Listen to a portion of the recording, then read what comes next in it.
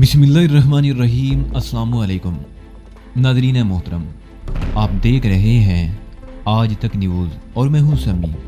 इससे पहले आप इस मिशन की 20 इकसात सुन चुके हैं और अब किस नंबर 21 मुलाहिज़ा फरमाए। नाइला ने उसके चेहरे की तरफ देखते हुए कहा, असल बात जो थी तुमने अम्मी को बताई है या मामला कुछ और था? कुछ और मामला? क्या मतलब? समीना ने उसे घूरा। मुझसे कुछ छुपाने की कोशिश मत करो समीना, जो बात है मुझे ठीक ठीक बता दो, मैं तुम्हारी कुछ मदद कर सकूं। नाइला ने कहा। मदद? समीना के मुंह से गहरा सांस निकल गया। नहीं, तुम मेरी कोई मदद नहीं अब कर सकती। मैं तो सोच रही हूँ कि मैंने यहाँ कर गलती की, मेरी वजह से तुम लोगों पर भी कोई परेशानी बन सकती है। ये कैसी बातें कर रही हो समीना? नाइला ने उसे घूरा। हमें गैर समझती हो?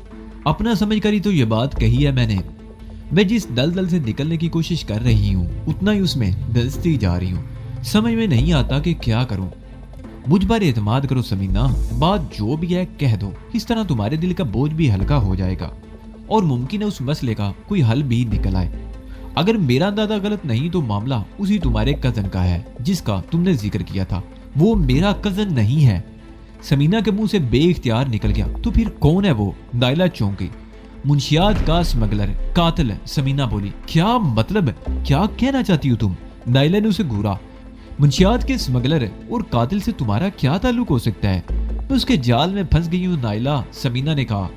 और चंद लम्हों की खामोशी के बाद शारिक से बस में होने वाली मुलाकात से लेकर अब तक की पूरी कहानी सुना डाली। आखिर में उसकी आवाज भर्रा गई और आंखों में नमी तैरने लगी। काश, वो कह रही थी, उस रात मुझे उस पर तरस ना आया होता, उसके चेहरे की मासूमियत ने मुझे मुतासर ना किया होता। वो मेरे लिए बेहतरीन मौका था। वो गहरी नींद में सो रहा था। अगर मैं उसी रात उसे पुलिस के हवाले कर देती तो आज मुझे इस तरह जलील और रुसवा ना होना पड़ता। आज सुबह वो कॉलेज के सामने मौजूद था। उसने मुझे देख लिया था और वो सारा दिन वहां खड़ा मेरा इंतजार करता रहा। मैं एक पीरियड पहले कॉलेज के पिछले गेट से निकली थी और जब मैं दूसरे मोड़ से तांगे में बैठी तो कुछ ही देर बाद वो भी न जाने कहां से आकर तांगे में बैठ गया और मुझे धमकी देकर अपने साथ ले गया। अगर मैं फरार में कामयाब होने की बजाय पुलिस के हाथ आ जाती तो इस वक्त किसी थाने में बंद होती। मैं पुलिस के हाथ आने से तो बच गई, लेकिन मंशियात को सड्डी पर अपनी मौजूदगी का सबूत छोड़ आई। कैसा सबूत? नाइला ने सवालिया निगाहों से उसकी तरफ देखा। बदहवासी में भागते हुए अपना रजिस्टर्ड और किताबें वहीं भूल गई। उन पर मेरा और कॉलेज का नाम भी लिखा हुआ है। मुझे शुबा ही नहीं बल्कि यकीन है कि पुलिस सुबह ही कॉलेज पहुंच जाएगी और तुम समझ सकती हो कि मुझे किस कदर रुसवाई का सामना करना पड़ेगा। मेरा मशवरा मानो तो पुलिस के किसी बड़े अफसर से मिलकर सब कुछ बता दो, नाइला ने कहा। क्या तुम ये समझती हो कि ये सब कुछ बताने के बाद वो पुलिस अफसर मुझे घर वापस आने देगा? नहीं नाइला, मैं ऐसा नहीं कर सकती, समीना ने कहा। तुम्हें कुछ नहीं होगा, बल्कि इस ताउन पर पुलिस तुम्हारी शुक्रगुजार होगी। तुम कह सकती हो कि तुम्हें कत्ल की धमकी देकर खामोश रहने पर मजबूर किया गया था, नाइला ने कहा। नहीं नाइला, मैं ऐसा नहीं कर सकती। मैंने पुलिस के सामने शारिक को अपना कत्ल तस्लीम कर लिया था, यानी मैंने पुलिस को धोखा दिया था। एक मुजरिम को बचाने के लिए मैंने उन्हें गलत रास्ते पर लगाने की कोशिश की थी और फिर कत्ल की उस वारदात के बाद मैं खामोश रही, जबकि शारिक यहाँ मौजूद नहीं था। उसकी अदम मौजूदगी में मुझे कोई खौफ नहीं होना चाहिए था। मैं पुलिस को सब कुछ बता सकती थी, लेकिन मैंने ऐसा नहीं किया। हाँ, मामला तो खासा गंभीर है। मेरा ख्याल है अब्बू से बात करके किसी वकील से मशवरा करना चाहिए। कोई अच्छा वकील इस सिलसिले में बेहतर मशवरा दे सकता है। तुम्हारे अब्बू सियालकोट में हैं और वो जुमेरात को आते हैं, जबकि पुलिस सुबह ही मुझे तलाश करती हुई कॉलेज पहुंच जाएगी, समीना ने कहा।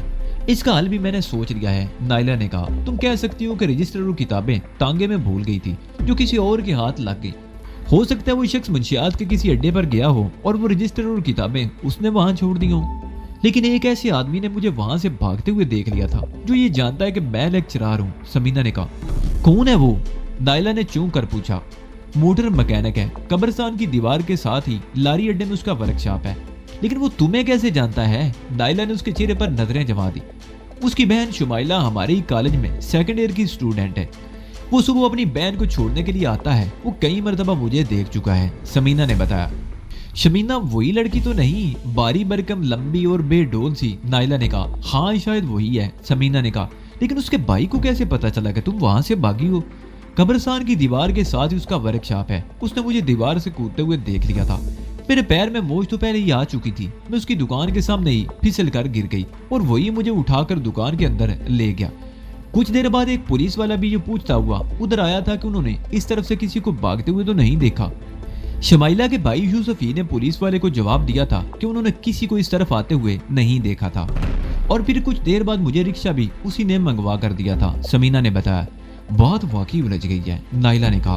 बहरहाल शमाइला का वो भाई फौरी तौर पर कोई कदम नहीं उठा सकता, और ये जरूरी नहीं कि तुम्हारा रजिस्टर और किताबें पुलिस के हाथ ही आ गई हों। बिलफर्ज पुलिस ने रजिस्टर और किताबों पर कब्जा कर लिया है, और वो मालूमात के लिए सुबह कॉलेज आए भी तो मैं संभाल लूंगी, और यही कहूंगी कि तुम वो रजिस्टर और किताबें किसी तांगे में भूल गई थी।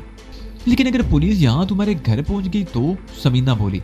ऐसा नहीं होगा, नाइला ने जवाब दिया। तुमने मुझे सब कुछ बता दिया है, अब मेरे घर वालों की तरफ से परेशान होने की जरूरत नहीं। मेरी अम्मी और अब्बू तुम्हें अच्छी तरह जानते हैं। आज मंगल है, परसों शाम को अब्बू आ जाएंगे, मैं उनसे बात करूंगी, इस मसले का कोई ना कोई हल निकल ही आएगा। पैर की तकलीफ की वजह से अब तुम 2-4 रोज तो कॉलेज नहीं जा सकोगी। सुबह एप्लीकेशन लिख देना, अब सो जाओ, 2 बजने वाले हैं। नाइला तो थोड़ी देर बाद सो गई, मगर समीना देर तक जागती रही। मौजूदा सूरत हाल ने उसके ज़हन को बुरी तरह उलझा दिया था। दूसरे दिन नाइला कॉलेज से वापस आई तो उसके पास समीना का रजिस्टर और दोनों किताबें भी थी। उसने बताया कि 2 पुलिस वाले कॉलेज आए थे, वो रजिस्टर और किताबों के हवाले से उसके बारे में मालूमात हासिल करना चाहते थे। फिर क्या बात हुई, समीना ने पूछा। वो दोनों पुलिस वाले प्रिंसिपल से मिले थे। प्रिंसिपल को मालूम है कि तुम आजकल मेरे यहाँ रह रही हो, उन्होंने मुझे बुलाया। मैंने ये फर्जी कहानी सुना दी कि कॉलेज से निकलने के बाद तुम जिस तांगे पर बैठी थी उसकी टक्कर हो गई, गिरने से तुम्हारे पैर में चोट आ गई और तुम बदहवासी में रजिस्टर और किताबें भूलकर रिक्शे पर बैठकर चली गई थी।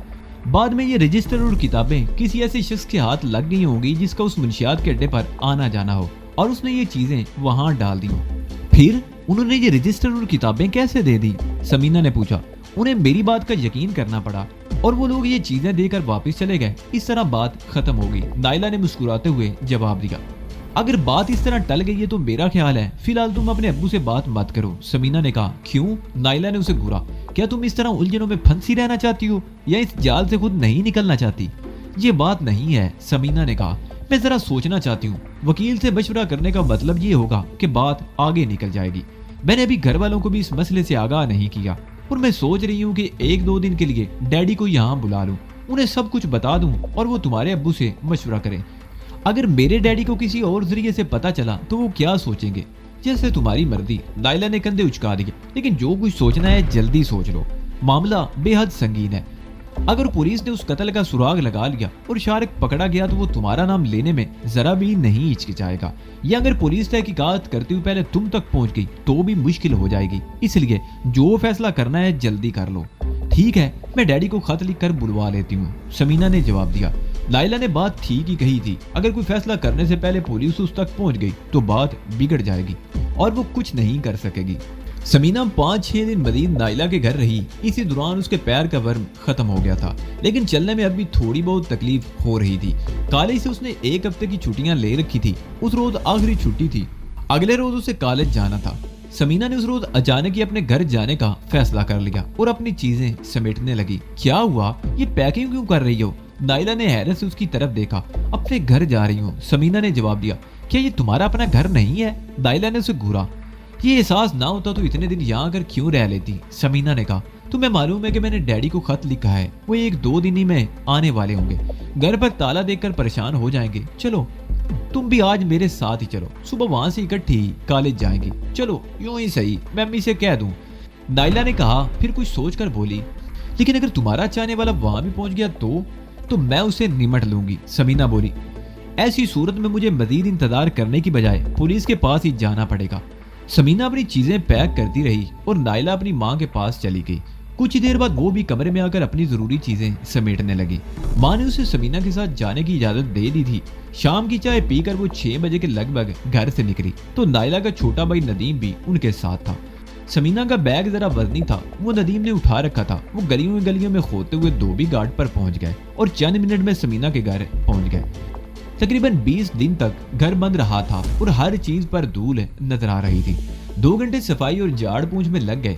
समीना ने किचन का जायजा लिया। नाइला के आज जाने से पहले वो फ्रिज भी बंद कर गई थी। उसने फ्रिज ऑन कर दिया और कुछ चीजें मंगवाने के लिए नदीम को पैसे देकर बाजार भेज दिया। नाइला समीना की स्टडी टेबल साफ कर रही थी। उसने शेल्फ से भी किताबें निकालकर साफ कर दी। बेस साफ करते उसने कोने में पड़ा हुआ थैला उठाकर खोला। اس کے ساتھ ہی وہ چونک گئی۔ اس میں سوٹوں کے کپڑے، ڈرائی فروٹ اور بعض دوسری چیزوں کے علاوہ اوپر ہی 100 روپے کے نوٹ بھی رکھے ہوئے تھے۔ معلوم ہوتا ہے تمہارے پاس فالتو پیسے ہو گئے ہیں، اس طرح لاپرواہی سے پھینکے ہوئے ہیں، نائلہ نے سمینا کی طرف دیکھتے ہوئے کہا جو کچن سے نکل رہی تھی۔ کیا مطلب؟ سمینا نے الجھی ہوئی نگاہوں سے اس کی طرف دیکھا۔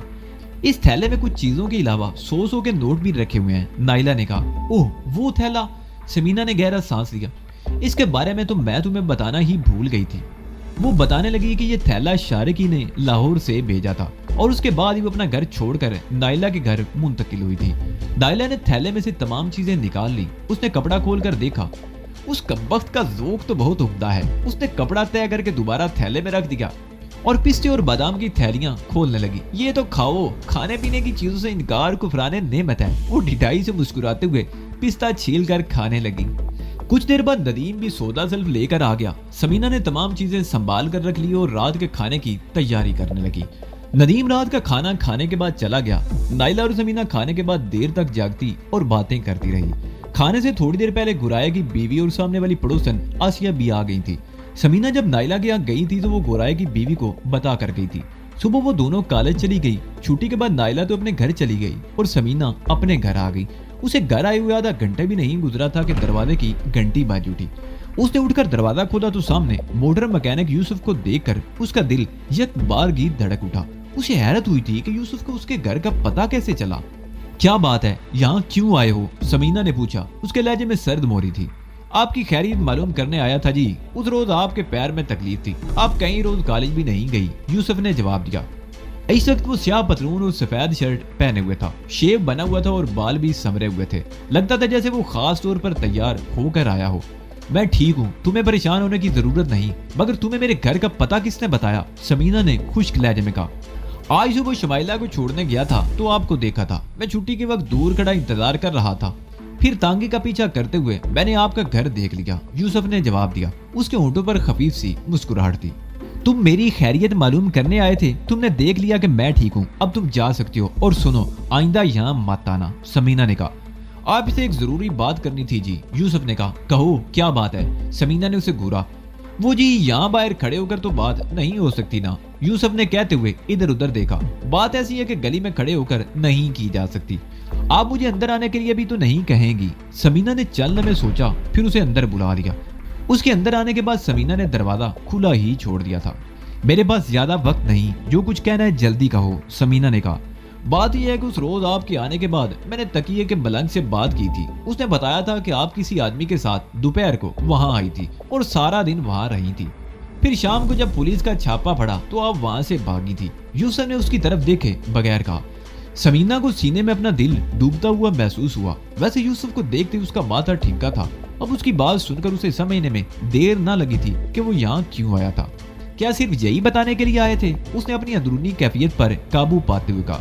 باتیں تو بہت سی ہیں جی، لیکن میں مختصر سی بات کروں گا، یوسف نے اس کی طرف دیکھتے ہوئے کہا۔ مجھے نہیں معلوم کہ آپ اس روز اس آدمی کے ساتھ 9 لکھا کے مکان میں کیا کرتی رہیں، لیکن یہ تو آپ جانتی ہیں کہ وہ منشیات کا بدنام اڈا ہے۔ کوئی شریف عورت اس طرف جانے کا تو تصور بھی نہیں کر سکتی۔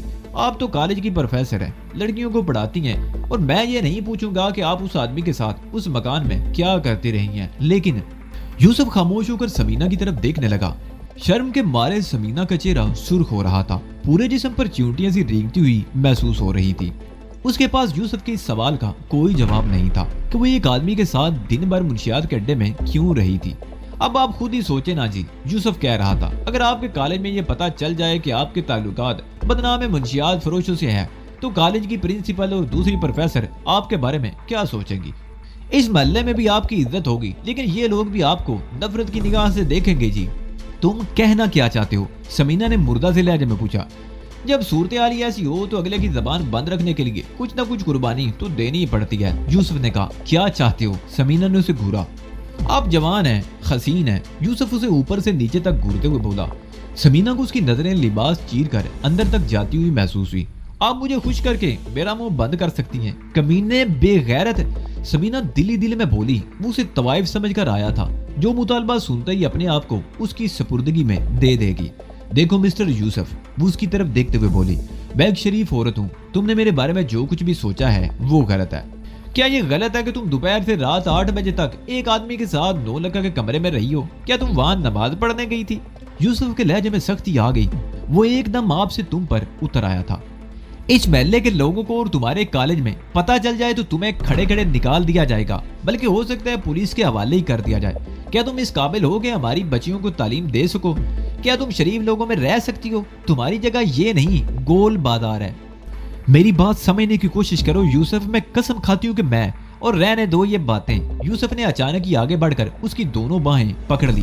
چھوڑ دو مجھے، میں شور مچا دوں گی، سمینہ روحانسی آواز میں بولی۔ شور مچا دو تو محلے والوں کو ابھی تمہارے سیاہ کارناموں کو پتہ چل جائے گا۔ یوسف نے اسے باؤں سے جھنجھوڑ کر چھوڑ دیا۔ تقیہ کہ وہ تمام ملنگ اس بات کی گواہی دیں گے کہ تم بد کردار ہو اور شریفوں میں رہنے کے قابل نہیں ہو۔ اس وقت میں تمہیں ایک شرط پر چھوڑ سکتا ہوں۔ وہ کیا؟ سمینہ خوف زدہ سی نظروں سے اس کی طرف دیکھنے لگی۔ مجھے اس وقت 5000 روپے کی ضرورت ہے، ابھی اور اسی وقت۔ اگر نقد رقم نہ ہو تو کوئی نہ کوئی زیور تو تمہارے پاس موجود ہوگا۔ یوسف بولا۔ میرے پاس رقم ہے، سمینہ جلدی سے بولی۔ میں تمہیں 5000 روپے دے دیتی ہوں، لیکن خدا کے لیے یہاں سے چلے جاؤ۔ اس نے بیز پر پڑے ہوئے تھیلے میں سے نوٹ نکال کر اس کی طرف بڑھا دیے۔ گن لو، پورے 5000 ہیں۔ اتنا تو میں تم پر اعتبار کر ہی سکتا ہوں کہ رقم پوری ہوگی۔ یوسف کے ہونٹوں پر مکروہ سی مسکراہٹ نمودار ہوئی۔ اس نے نوٹ پتلون کی جیب میں ٹھونس لیے۔ اس وقت تو میں جا رہا ہوں، کل رات کو آؤں گا تمہارا مہمان بن کر، سمجھ گئی؟ وہ اس کی طرف دیکھتا ہوا باہر نکل گیا۔ سمینہ پتھر کے مجسمے کی طرح بے حس و حرکت اپنی جگہ پر کھڑی رہی۔ باہر موٹر سائیکل سٹارٹ ہونے کی آواز سنائی دی تو وہ جیسے ہوش میں آ گئی اور دھڑ سے کرسی پر گر گئی۔ وہ پھوٹ پھوٹ کر رونے لگی۔ اس نے اٹھ کر دروازہ بھی بند نہیں کیا تھا۔ تقریباً آدھے گھنٹے بعد سامنے والی پڑوسن آسیہ کی بیٹی اندر آ گئی۔ ارے آنٹی، آپ رو رہی ہیں؟ وہ اس کے قریب رک کر بولی۔ سر میں بہت شدید درد ہو رہا ہے، سمینہ نے جواب دیا۔ میں آپ کے لیے چائے بناتی ہوں، لڑکی کہتے ہوئے کچن میں گھس گئی۔ سمینہ نے اٹھ کر منہ ہاتھ دھویا۔ رو لینے سے اس کے دل کا غبار کچھ ہلکا ہو گیا تھا، لیکن دماغ پر ہتھوڑے اب بھی برس رہے تھے۔ 2 ٹکے کا مکینک اسے بد کردار اور آوارگی کا تانا دے کر گیا تھا۔ اس کی نظروں میں طوائف تھی۔ آوارہ، بد چلن، گنڈوں اور بدماشوں کے ڈیرے پر کئی گھنٹے گزارنے والی عورت کس طرح شریف ہو سکتی ہے؟ وہ چاروں طرف سے پھنس گئی تھی۔ فرار کا کوئی راستہ نظر اب نہیں آ رہا تھا۔ شارق کے بارے میں اس نے نائلہ سے جو پروگرام بنایا تھا وہ بھی فی الحال ختم ہو گیا تھا۔ اب ایک نیا فتنہ اٹھ کھڑا ہوا تھا اور یہ فتنہ سب سے زیادہ خطرناک تھا۔ یوسف اسے آوارہ اور بدچلن سمجھ کر بہتی گنگا سے ہاتھ دھونے آیا تھا۔ آج تو وہ 5000 روپے لے کر ٹل گیا تھا، لیکن اس کی عزت سے کھیلنے کے لیے ایک دن کی مہلت دے گیا تھا۔ بلیک میرروں کے بارے میں اس نے کتابوں میں بھی بہت کچھ پڑھا تھا اور اس موضوع پر فلمیں بھی دیکھی تھی۔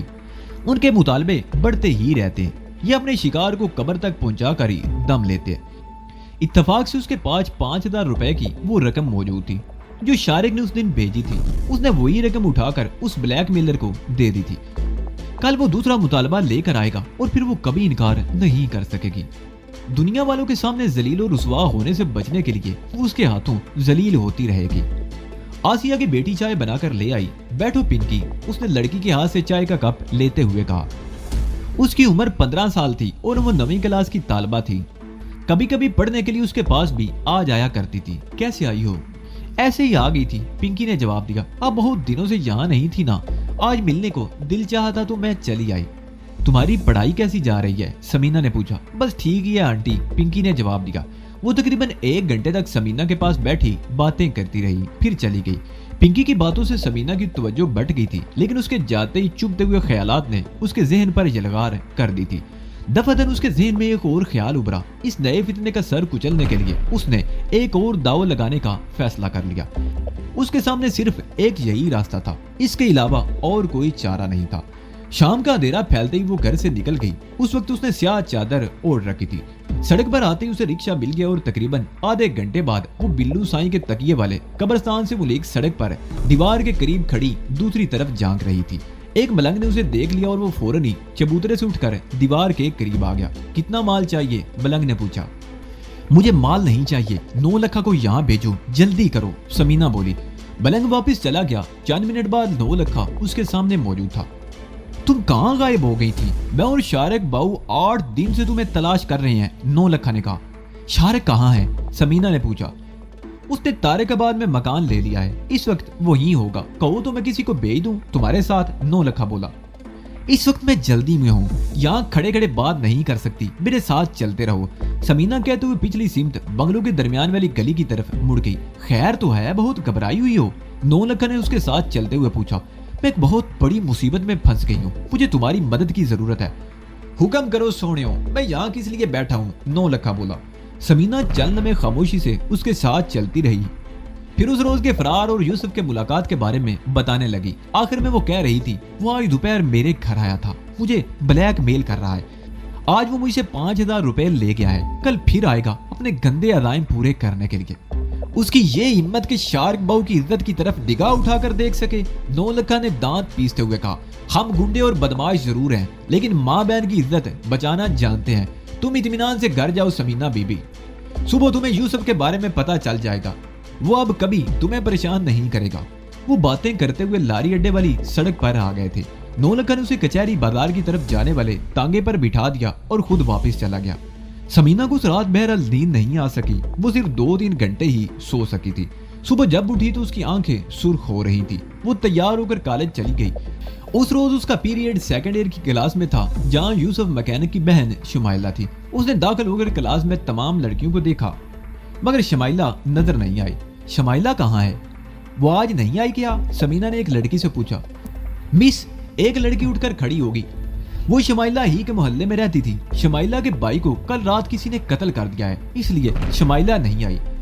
समीना मेज के करीब खड़ी थी। किताब उसके हाथ से छूटकर मेज पर गिरी और वो पत्थर के मुजस्मे की तरह बेहिस्सो हरकत खड़ी उस लड़की को देखती रह गई।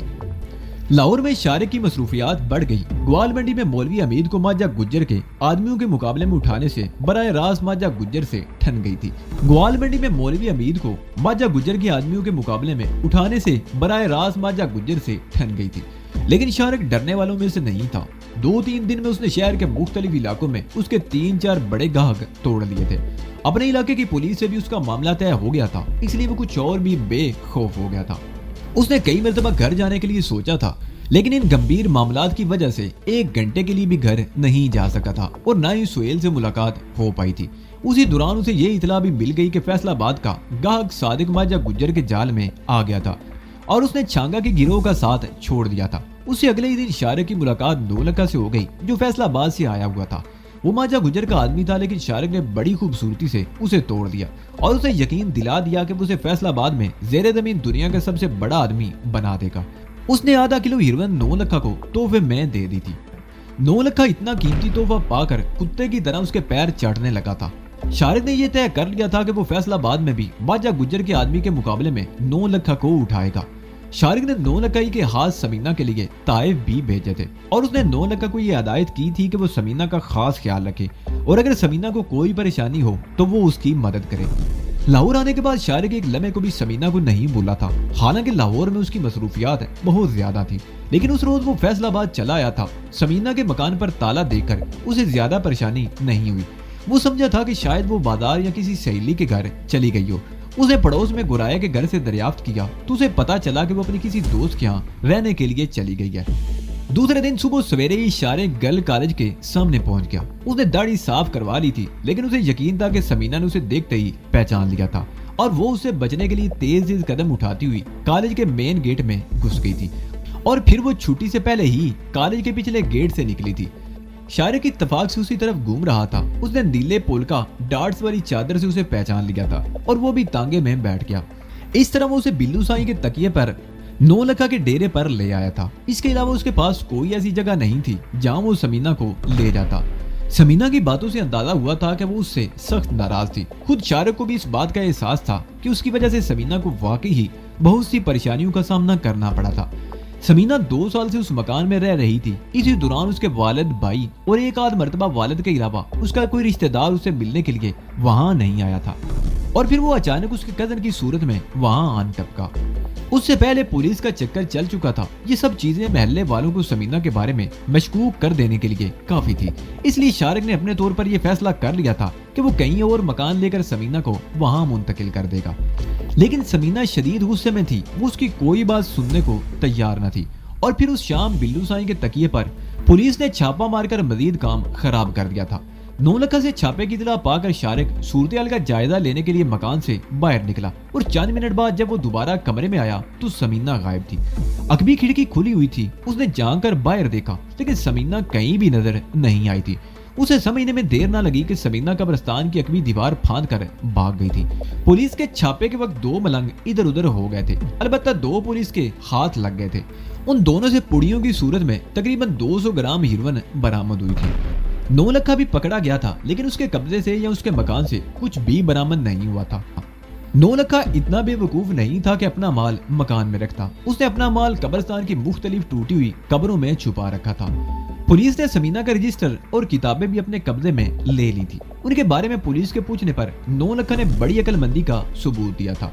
उसने भी पुलिस को यही बताया था कि आज दोपहर तांगे पर वो आ रहा था कि ये रजिस्टर और किताबें उसे तांगे की सीट पर पड़ी हुई मिली। ये कोई बीबी तांगे से उतरते हुए भूल गई थी। पुलिस ने शारिक को भी पकड़ लिया था। 9 लखा ने उसके बारे में बताया था कि वो लाहौर के सरकारी महकमे में मुलाजिम है जो उसका दोस्त है। उससे मिलने के लिए आया था। शारिक को तो बहरहाल पुलिस के साथ थाने तो जाना ही पड़ा मगर वो सब लोग 1 घंटे से ज्यादा थाने में नहीं रह सके थे। 9 लखा ने थानेदार से मुखा कर लिया था। पुलिस और जराइम पेशा लोगों के दरमियान ये ड्रामे होते ही रहते थे और हमेशा मुखा के जरिए मामला खत्म हो जाता था। 9 लखा और उसके आदमियों ने 1 घंटे बाद फिर बिल्लू साईं के तकिए पर अपना धंधा शुरू कर दिया था। शारिक समीना के लिए परेशान था। उसे ये तो यकीन था कि वो मौका पाकर भाग गई थी लेकिन उसे उसकी दोस्त के घर का पता मालूम नहीं था कि वो वहां जाकर उसके बारे में मालूम करता। 2-3 दिन तक कॉलेज के चक्कर भी लगाता रहा लेकिन समीना कॉलेज भी नहीं आ रही थी। शारिक की परेशानी बढ़ती जा रही थी। शारिक को यह भी अंदेशा था कि पुलिस उसका रजिस्टर और कॉपियों की वजह से समीना को पहचान ना ले। शारिक को यह भी यकीन था कि पुलिस के छापे की वजह से समीना के दिल में उसके खिलाफ नफरत और बढ़ गई होगी। शारिक को एहसास था कि वो समीना के मामले में गलती पर गलती करता चला जा रहा था। सलमान को ठिकाने लगाने के लिए उसने समीना को साथ ले जाकर पहली बड़ी गलती की थी। दूसरी गलती उसने समीना को 9 लखा के डेरे पर ला कर की थी।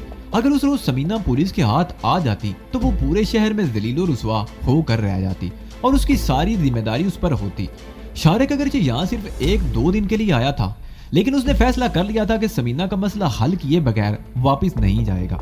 वो समीना का ख्याल दिल से नहीं निकाल सकता था। समीना के दिल में बदगुमानी पैदा हो चुकी थी और वो उसकी बदगुमानी दूर किए बगैर नहीं जा सकता था और उसे यकीन था कि समीना के दिल में भी उसके लिए चाहत मौजूद है। अगर चाह ना होती तो वो पुलिस से असल बात क्यों छुपाती। उस रोज उसने तलख और जली कटी बातें जरूर की थी लेकिन उसकी वजह हालात थे जिनसे वो परेशान हो चुकी थी। अगर उसके दिल में लगन ना होती तो वो लाख धमकियों के बावजूद उसके साथ ना आती। 2-3 दिन की भागदौड़ के बाद शारिक ने तारकाबाद में एक कोठी किराए पर ले ली। उसने तय कर लिया था कि समीना को उस मकान से निकाल कर उस कोठी में ले आएगा। उसने कोठी में जरूरी सामान भी सजा दिया। एक बेडरूम उसने समीना के लिए आरास्ता किया था। आरामदेह मैट्रेस का खूबसूरत बेड, अलमारी, ड्रेसिंग टेबल और जरूरत की हर चीज उस कमरे में सजा दी गई थी। अपने बेडरूम के अलावा उसने ड्राइंग रूम भी सजा दिया था। कमरे में कालीन, शानदार सोफा और खूबसूरत डेकोरेशन पीस सजाए गए थे। इन तमाम इंतजामात पर उसके हजारों रुपए खर्च हुए थे। उस कोठी में सबसे बड़ी सहूलत की बात यह थी कि यहाँ टेलीफोन भी मौजूद था। टेलीफोन की एक एक्सटेंशन उसने समीना वाले कमरे में भी लगा दी थी। खाना वगैरह होटल ही में जाकर खाता था लेकिन चाय बनाने का बंदोबस्त उसने घर ही में कर रखा था।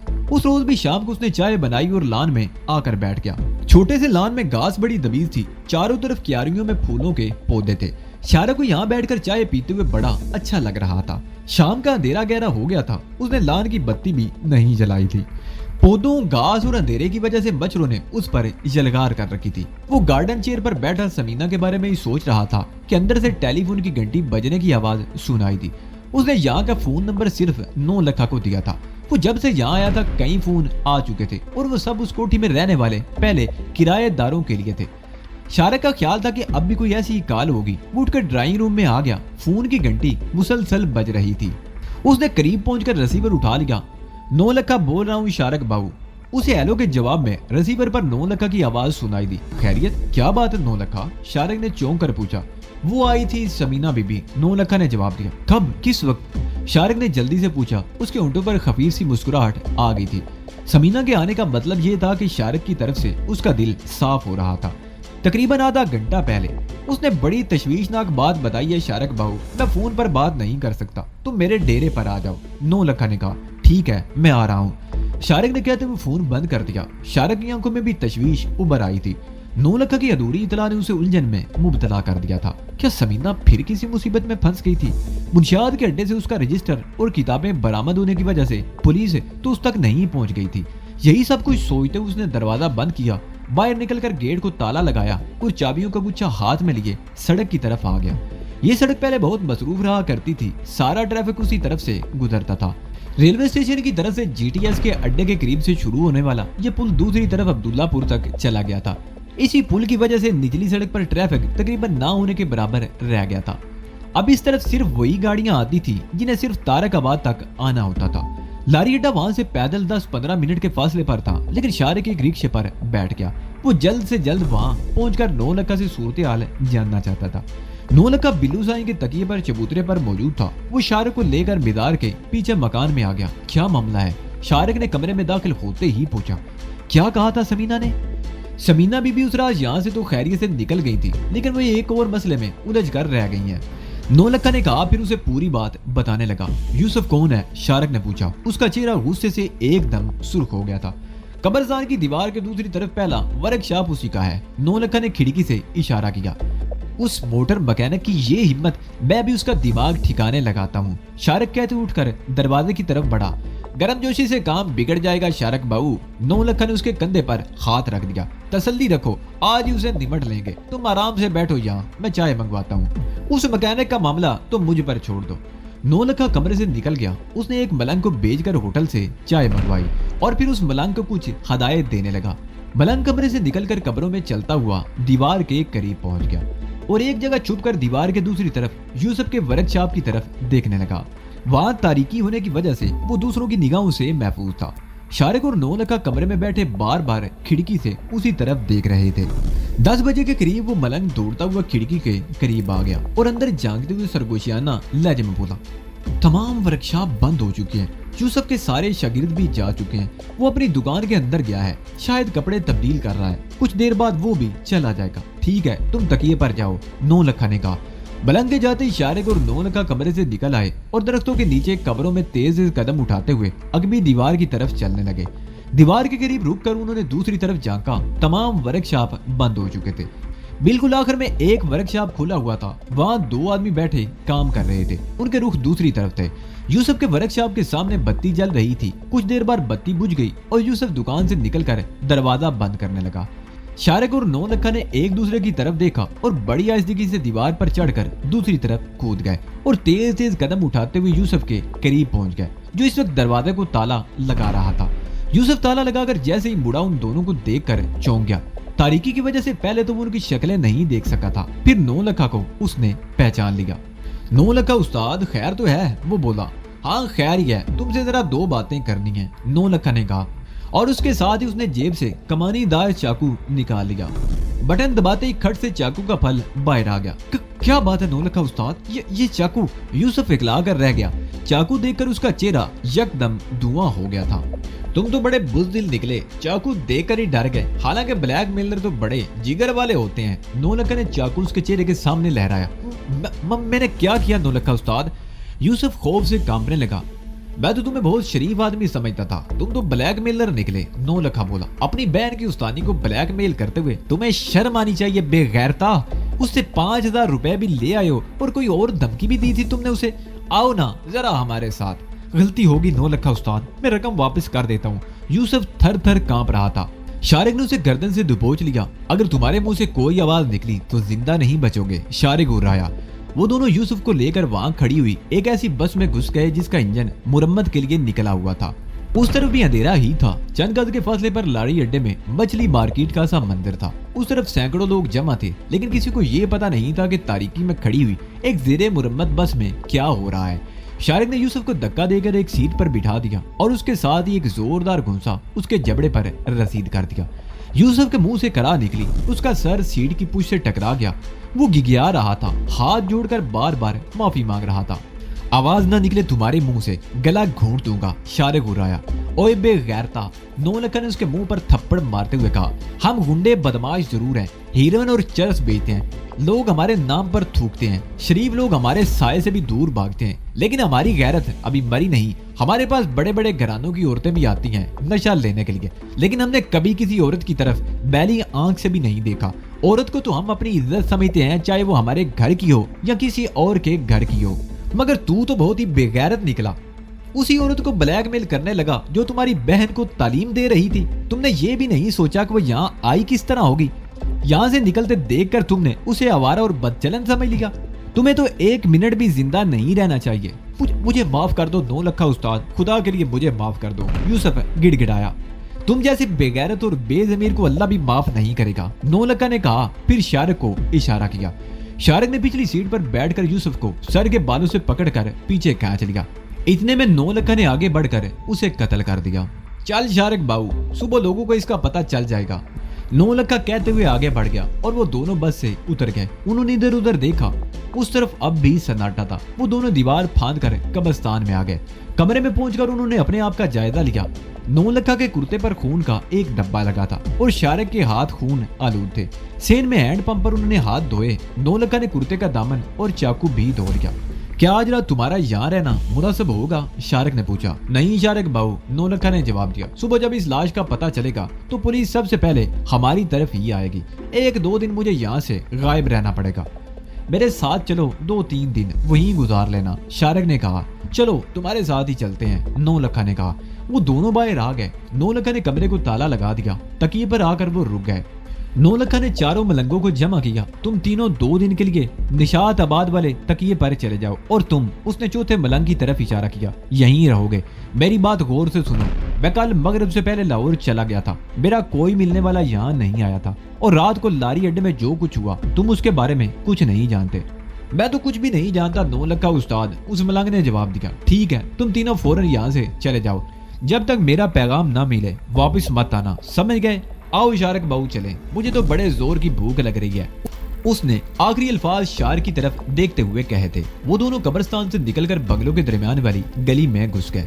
वो लोग किसी रिक्शा या तांगे पर बैठने की बजाय पैदल ही चलते हुए तारक आबाद पहुंच गए। नौलखा को कोठी पर छोड़ने के बाद शारिक एक होटल से खाना लेने के लिए चला गया। नौलखा को साथ ले जाना मुनासिब नहीं था। उस इलाके के कुछ लोग उसे यकीनन जानते होंगे, जबकि बिल्लू साईं के तकिए पर मलंग को हदायत की गई थी कि अगर कोई नौलखा के बारे में पूछे तो यही बताया जाए कि वह लाहौर गया हुआ है। इसी दौरान अगर उसे देख लिया गया तो गड़बड़ हो सकती थी। वो तकरीबन 1 घंटे बाद खाना लेकर वापस पहुंचा तो नौलखा ड्राइंग रूम में कालीन पर बैठा हुआ था। सोफे के एक कुशन को तकिए के तौर पर उसने सर के नीचे रखा हुआ था। शारिक को देखते ही वो उठकर बैठ गया। यार शारिक बाबू, उसकी तरफ देखते हुए बोला, ये कोठी तो तुमने खूब सजाई है, दिल चाहता है कि मैं भी यहीं रह जाऊं। तो रह जाओ, तुम्हें रोका किसने है, शारिक ने कहा। वो किचन में जाकर प्लेटें वगैरह ले आया और उनमें खाना लगाने लगा। नहीं यार, नौलखा बोला, अपनी औकात तो वही है, बान की खुरदरी चारपाई पर सोना और तंदूर पर बैठकर रोटी खाना। तुम्हारे पास पैसे की तो कमी नहीं, अपनी रिहाइश के लिए कोई अच्छा सा मकान क्यों नहीं ले लेते? तंदूर पर बैठकर रोटी खाना और बान की खुरदरी चारपाई पर सोने को अपना मुकद्दर क्यों बना लिया है? आओ बैठो, खाना शुरू करो, बातें बाद में होती रहेंगी, शारिक ने कहा। मेरा अपना मकान है तो, नौलखा कुर्सी पर बैठते हुए बोला। वो मैंने अपनी बहन को दे दिया है। उसका बंदा पैसे के मामले में जरा कमजोर है, एक मिल में काम करता है, तनख्वाह में भला गुजारा होता है, 4 बच्चे भी हैं। तुमने शादी नहीं की, शारिक ने पूछा। की थी, नौलखे ने जवाब दिया। वो भगवान पहले बच्चे की पैदाइश के साथ ही फौत हो गई थी। बच्चा कहाँ है? शारिक ने सवालिया निगाहों से उसकी तरफ देखा। 1 हफ्ते बाद वो भी अपनी माँ के पास चला गया था। कोई बच्चा भला अपनी माँ के बगैर रह सकता है? जिंदा होता तो आज 16 साल का होता। नौलखा की आवाज भर्रा गई। उन दोनों की कब्रें भी वही हैं जहां मैंने डेरा जमा रखा है। माहौल कुछ सोगवार सा हो गया। शारिक ने खाने से हाथ रोक लिया था। मैंने भी क्या ऊट पटांग बातें शुरू कर दी। नौलखा उसकी तरफ देखते हुए बोला, खाना खा यार शारिक बाबू, ये दुख सुख तो जिंदगी के साथ लगे ही रहते हैं। इन दुखों को जानकर रोग बना लिया जाए तो जिंदगी नहीं गुजरती। ठीक ही कहते हो तुम, शारिक ने गहरा सांस लेते हुए जवाब दिया। इंसान को हालात के साथ समझौता करना ही पड़ता है। वैसे तुम ऐसे घिनौने कारोबार में कैसे आए? बीवी और बच्चे की मौत के बाद गम भुलाने के लिए मैंने नशा शुरू कर दिया था। चरस पीता था। उस खाने खराब ने थोड़े ही अरसे में मुझे निचोड़ कर रख दिया। कोई काम धंधा भी नहीं रहा था। جس آدمی سے میں نشہ خریدتا تھا اس نے مجھے اس راستے پر لگا دیا. میں ادھر ادھر گھوم پھر کر چرس بیچتا, کئی مرتبہ پکڑا گیا, لیکن میرا استاد ہر مرتبہ مجھے چھڑا لیتا. لیکن مجھے ایک فائدہ ضرور ہوا کہ میں نے خود نشہ کرنا چھوڑ دیا. پھر چرس کی جگہ ہیروئن آ گئی. میرا استاد مر گیا, اس کی جگہ میں نے لے لی. اس بلو سائیں کے تکیے کو میں نے اپنا اڈا بنا لیا. اس کام میں کمپٹیشن بہت ہے, ہر شخص دولت مند بننے کے چکر میں ہے. اس لاری اڈے پر 10-12 آدمی یہ دھندا کر رہے ہیں. وہ سب لوگ سادہ کباب سے مال لے کر آتے ہیں. فکر مت کرو, چند روز بعد یہ سب لوگ تم ہی سے مال خریدیں گے اور تمہارے پاس اتنی دولت آئے گی کہ سنبھالے نہیں سنبھلے گی. شارک نے کہا, میرا تو اس کام سے دل ہی ٹوٹ گیا تھا یار. نو لکھا نے جواب دیا, اب تم آ گئے ہو تو دیکھو کیا بنتا ہے. اور ہاں, یہ تو بتاؤ کہ سمینہ نے کچھ اور بھی کہا تھا. شارک نے پوچھا. میں نے اسے تمہارا ٹیلی فون نمبر دے دیا تھا. اس نے کہا تھا کہ تم اس کے پیچھے مت آنا, وہ خود ہی فون پر تم سے بات کرے گی. نو لکھا نے جواب دیا, ٹھیک ہے, میں اس کے فون کا انتظار کروں گا. شارک نے گہرا سانس لیتے ہوئے کہا. کھانے کے بعد شارک نے برتن اٹھا کر کچن میں رکھ لیے اور دونوں ڈرائنگ روم میں دیر تک بیٹھے باتیں کرتے رہے. پھر نو لکھا تو وہیں قالین پر لیٹ گیا اور شارک اٹھ کر اپنے کمرے میں آ گیا. شارک صبح دیر تک سوتا رہا. جب وہ اٹھ کر کمرے سے باہر آیا تو نو لکھا ڈرائنگ روم میں موجود نہیں تھا. شارک برآمدے میں آ گیا. نو لکھا پائپ اٹھائے لان میں پودوں کو پانی دے رہا تھا. اس نے بھی شارک کو دیکھ لیا. تم سو رہے تھے, میں نے سوچا ان پودوں کی پیاس ہی بجھا دی جائے, نو لکھے نے کہا.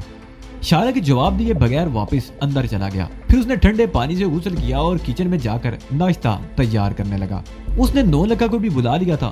تم تو 2-3 دن میں ہی میری عادت بگاڑ دو گے شارک بہو, نو لکھے نے میز پر انڈے, مکھن, جام اور ڈبل روٹی وغیرہ دیکھتے ہوئے کہا. عادت اس طرح نہیں بگڑتی, شارک نے مسکراتے ہوئے کہا. ناشتے کے بعد وہ باتیں کرتے رہے. شارک نے الماری سے تاش نکال لی تھی. وہ تاش کھیلنے لگے. وقت گزارنے کے لیے کچھ نہ کچھ تو کرنا ہی تھا. تقریباً 3 بجے کے قریب ٹیلی فون کی گھنٹی بجی تو شارک نے لپک کر ریسیور اٹھا لیا. اس کے خیال میں یہ سمینہ ہی کی کال ہو سکتی تھی اور اس کا خیال درست نکلا. وہ سمینہ ہی کی کال تھی. وہ شارک کی آواز سنتے ہی بولی, یہ تم نے کیا کیا شارک؟ تمہاری طرف سے کوئی میری آنکھ سے دیکھے اور میں اسے زندہ چھوڑ دوں, یہ کیسے ہو سکتا ہے؟ شارک نے جواب دیا. میں فون پر تفصیل سے بات نہیں کر سکتی. کہاں مل سکتے ہو؟ سمینہ نے کہا. رکشے پر بیٹھ کر تارک آباد آ جاؤ, جہاں سے تارک آباد کا پل شروع ہوتا ہے تمہیں وہیں سڑک پر کھڑا ملوں گا. شارک نے کہا. ٹھیک ہے, میں یہاں سے روانہ ہو رہی ہوں, سمینہ نے کہا اور فون بند کر دیا. شارک نے بھی ریسیور رکھ دیا اور پھر 5 منٹ بعد وہ گھر سے نکل کر سڑک پر اس جگہ آ گیا جہاں سے پل شروع ہو. نیچے والی سڑک پر ایک کوٹھی کی دیوار کے ساتھ 3-4 ٹھیلے کھڑے تھے. ان میں ایک ٹھیلا پھلوں کا بھی تھا. شارک ٹھیلے کے قریب کھڑے ہو کر کینو کھانے لگا. وہ اس طرف آنے والے ہر رکشے کو بڑے غور سے دیکھ رہا تھا. کوئی بھی رکشہ وہاں نہیں رکا تھا. تقریباً 15 منٹ بعد ایک رکشہ وہاں آ کر رکا. اس میں سمینہ بیٹھی ہوئی تھی. رکشہ چھوڑ دو, گھر یہاں سے زیادہ دور نہیں, شارک نے کہا اور جیب سے پیسے نکال کر ڈرائیور کو دینے لگا. کچھ ہی دیر بعد وہ پیدل گھر کی طرف جا رہے تھے. کوٹھی تک پہنچنے میں انہیں 5 منٹ سے زیادہ نہیں لگے تھے. وہ جیسے ہی ڈرائنگ روم میں داخل ہوا, نو لکھا انہیں دیکھتے ہی اٹھ گیا. یہ تم لوگوں نے کیا کیا؟ وہ باری باری ان کی شکلیں دیکھتے ہوئے بولی. کیا تم لوگوں کی نظروں میں انسانی زندگی کی کوئی قدر و قیمت نہیں ہے؟ بات یہ ہے سمینہ بی بی, نو لکھے نے کہا. اس شخص نے تمہاری توہین کی تھی اور ہم تمہاری توہین کیسے برداشت کر سکتے ہیں, لیکن اتنی سخت سزا؟ سمینہ بولی. اگر اسے یہ سزا نہ دی جاتی تو تمہارے لیے مستقل طور پر عذاب بنا رہتا, تمہارا جینا آرام کر دیتا. شارک نے جواب دیا. یہ کیا ہو رہا ہے؟ سمینہ نے سر کو دونوں ہاتھوں میں تھام لیا. میں جتنا بچنا چاہتی ہوں اتنا اس دلدل میں دھنستی جا رہی ہوں. کاش تم میری زندگی میں نہ آئے ہوتے.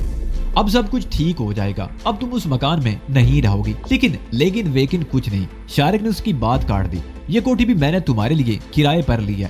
یہاں ضرورت کی ہر چیز موجود ہے. تم 1-2 دن میں یہاں شفٹ ہو جاؤ. تمہارے یہاں آ جانے کے بعد میں لاہور چلا جاؤں گا. تمہارا دماغ تو نہیں خراب ہو گیا؟ سمینہ نے اسے گھورا. میں یہاں کیسے آ سکتی ہوں؟ دیکھو سمینہ, شارک نے اس کے چہرے پر نظریں جماتے ہوئے کہا, اگر تمہیں ان تمام جھنجھٹوں سے بچنا ہے تو میرے ساتھ رہنا ہوگا. میں تمہیں مکمل تحفظ دوں گا اور کوئی تمہاری طرف آنکھ اٹھا کر بھی نہیں دیکھ سکے گا. مجھے سوچنا پڑے گا. سمینہ نے جواب دیا. 1-2 دن میں فیصلہ کر لو. شارک نے کہا. آؤ تمہیں کوٹھی دکھاؤں. نو لکھا تو وہیں بیٹھا رہا اور شارک سمینہ کو لے کر کوٹھی میں گھمانے لگا. آخر میں وہ اس بیڈ روم میں آ گئے جو اس نے سمینہ کے لیے آراستہ کیا تھا. یہ تمہارا بیڈ روم ہے, شارک نے کہا. میرا؟ سمینہ نے الجھی ہوئی نگاہوں سے اس کی طرف دیکھا. ہاں سمینہ, یہ تمہارا بیڈ روم ہے. شارک نے اس کے کندھوں پر ہاتھ رکھ دیے. سمینہ ڈریسنگ ٹیبل کے آئینے میں شارک کو اپنی پشت پر کھڑا دیکھ رہی تھی. شارک کے ہاتھوں کے لمس نے اس کے پورے جسم میں سنسنی کی لہریں سی دوڑا دی تھی. اس پر بے خودی سی طاری ہونے لگی اور وہ شارک کے بارے میں سب کچھ بھول گئی۔